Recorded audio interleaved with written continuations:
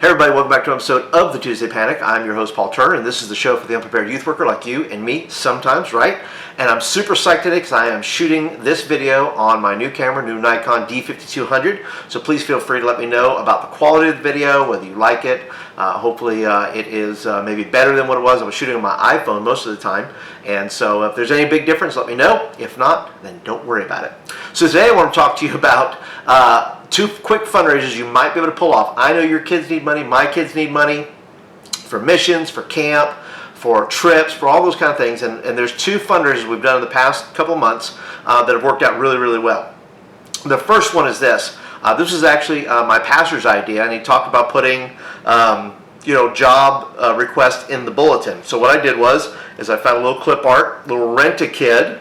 There, I don't know if you can see that very well, but it's a card, it's a form here, it's a little paper thing I made, where I just put it in the bulletins. I made a little announcement that says, look, if you need your yard mowed, or you need work done around your house, or things like that, we have students that are able to do that. Now, how did we do this?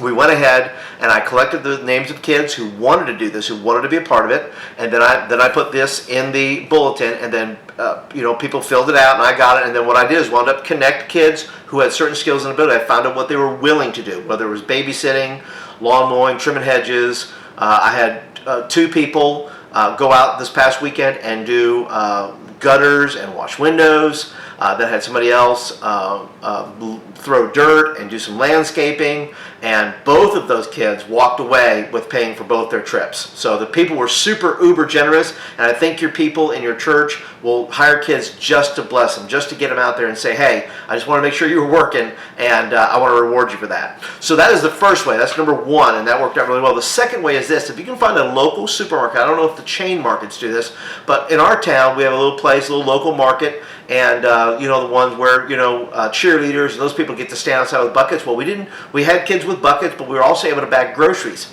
And in bagging the groceries, we went ahead and just put buckets, and people would come in, bag groceries, and put buckets at the aisles and on the counter there where people would come through. And it was a great exposure, by the way. If you want to connect with the people in your community, it was a great way to connect with people, to let people know that our church was doing something, that our students were active, they're interested in missions, they're not just sitting around, but they're out hustling.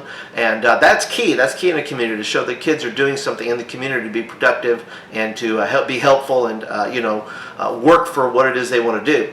And so what we did was we put the buckets there. We had kids outside collecting, and we had kids inside bagging, that when the people would come through, they could drop a donation into the bucket if they like. And we walked away. I think we did 9 a.m. to 3 p.m.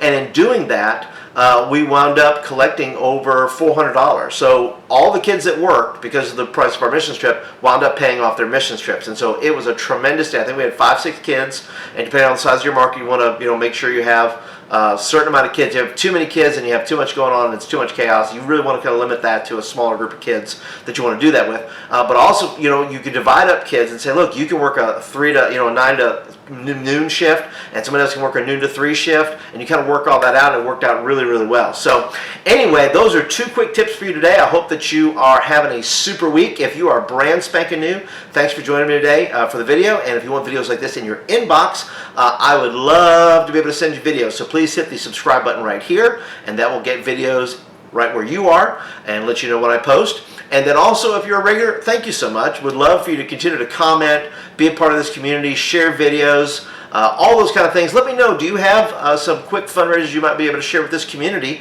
Leave a comment down below, and that will be super duper helpful to the people that watch these videos. So anyway, thanks for joining me today for the Tuesday Panic. I am your host, Paul Turner, and we will see you guys next week for Meant to Be Monday. See you next week. Have a great youth meeting. Bye.